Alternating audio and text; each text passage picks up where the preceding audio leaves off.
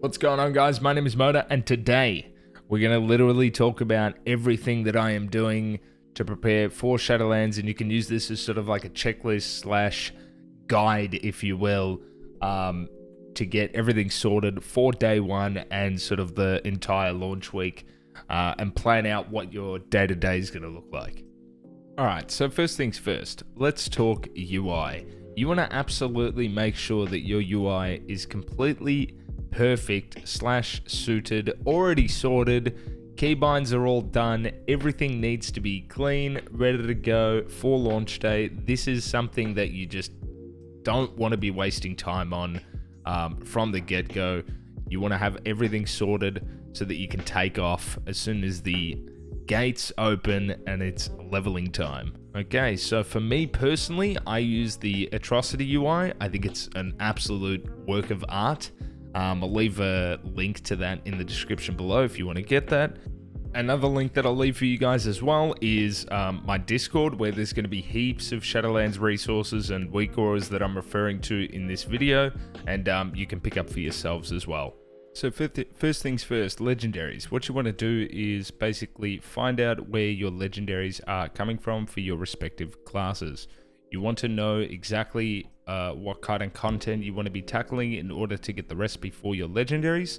And that being said, you also want to research and find out which covenant is going to be best, or which covenant you want to choose before you even get into the game.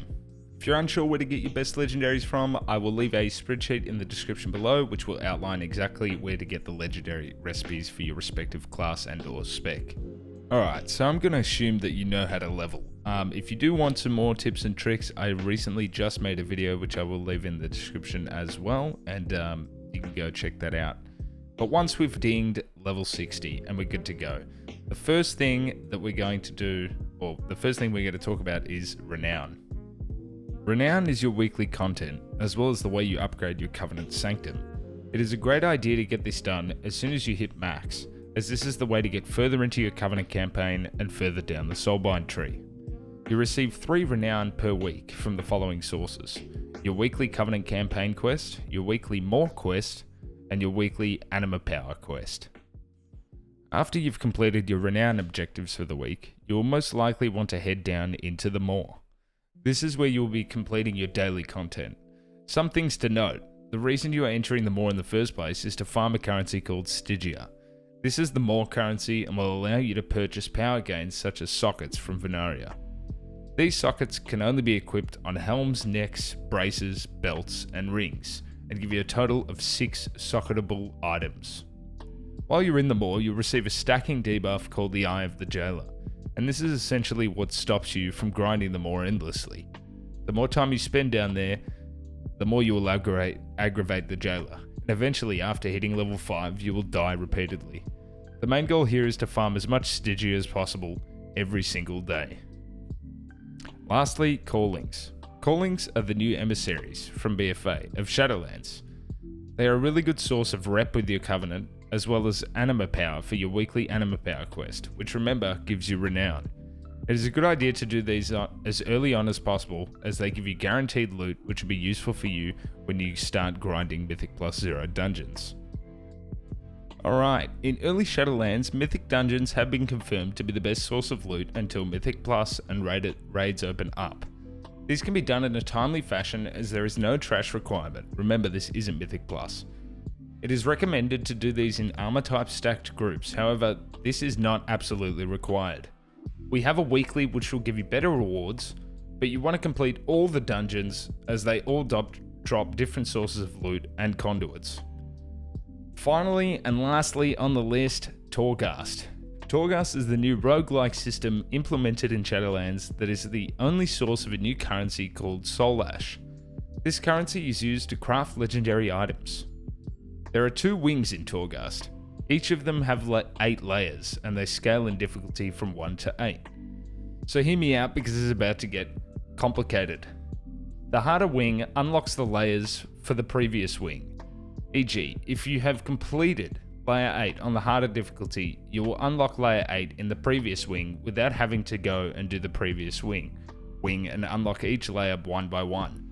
In order to maximize efficiency, what you'll want to do is the first couple of layers on the easiest wing to complete your quests that you receive from Bolvar and Venari. After achieving this, you want to go straight into the harder wing and unlock each layer, and there is 8 total. And then when you receive your Soul Ash from the hardest wing, backtrack to the previous wing and complete layer 8 only, because you would have done it on the harder wing.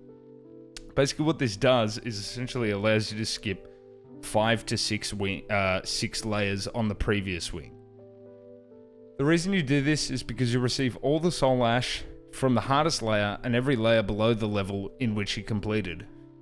In week 2, you will only need to complete 2 Torghast runs, both layer 8, so it will take significantly less time. Torghast is most likely going to be the last thing on the list that you complete. The reason being is that it has the potential of being rather difficult if you don't have any gear. As an eye level 200 on the beta, it was manageable, and a friend and I were able to complete all layers on both.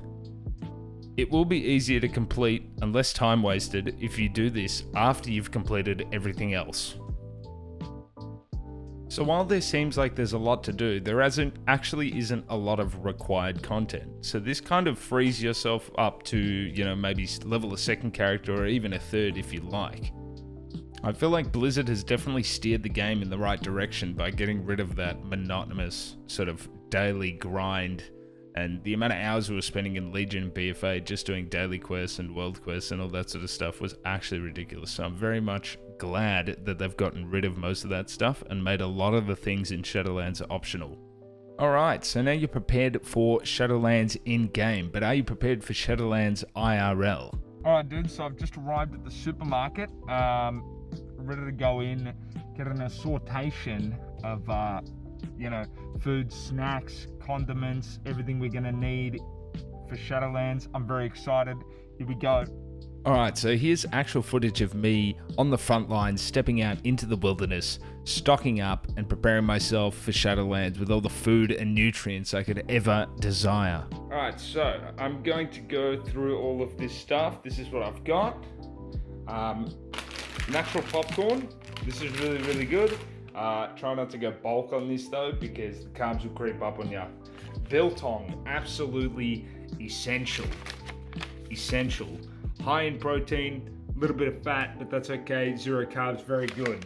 Okay, just if you want that quick protein hit.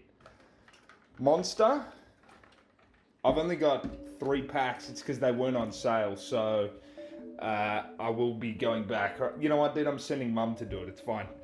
It's fine. Sriracha ketchup, condiments. I cannot explain to you how important condiments are. Okay, and that's because these gym meals under here, which are really basically my staple during, a launch like this. These taste like shit.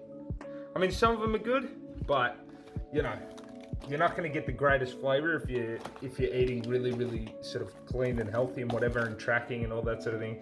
What I like to do, spank some low-calorie condiments on top. Sriracha ketchup, and of course, the Dijon mustard. What else do we have? Stevia. Important. If you're having coffee and shit and you're slamming in,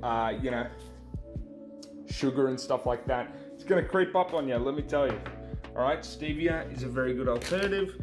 This is the brand I get, the organic one.